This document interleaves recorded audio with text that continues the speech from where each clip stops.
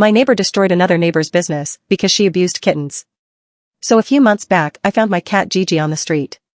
He was so young, maybe a couple months old, so I felt as if I couldn't just leave him there.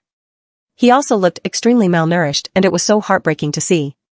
Just in case he was an escaped kitten, I posted flyers all over the neighborhood and on lost pet forums for my area. Absolutely no one contacted me, so I took him to the vet and registered him as my pet, vaccinated, chipped, and neutered when he was old enough.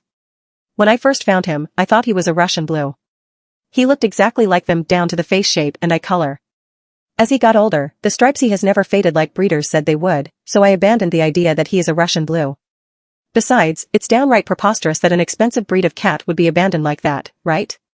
Out of curiosity, even though he's legally my cat now, I decided to check the neighborhood watch and lost pet forums. That's when I found a post from one of my neighbors going absolutely nuclear on another neighbor, exposing her and her business.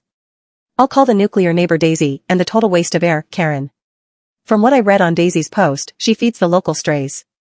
There's one in particular, a tabby, that liked to hang out in her lawn. Her next-door neighbor, Karen, is a cat breeder, specifically for Russian blue cats. Karen hates Daisy because she feeds the strays and was worried about them ruining her business. One day, Daisy hears screaming coming from Karen's house, sounds of objects being thrown, general commotion.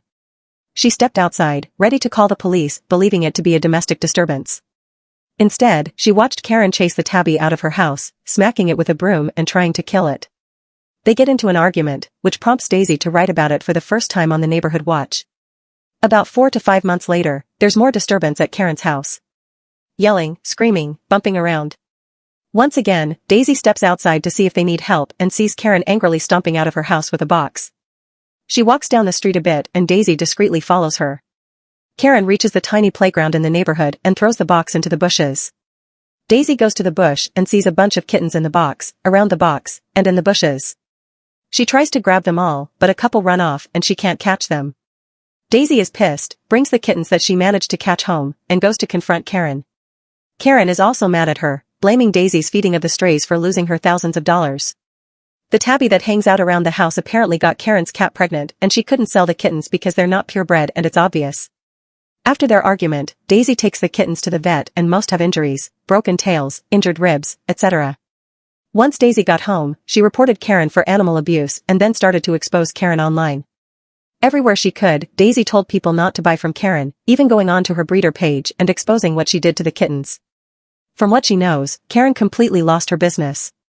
Despite this, every month Daisy will post about Karen and warn people not to buy from her, just in case.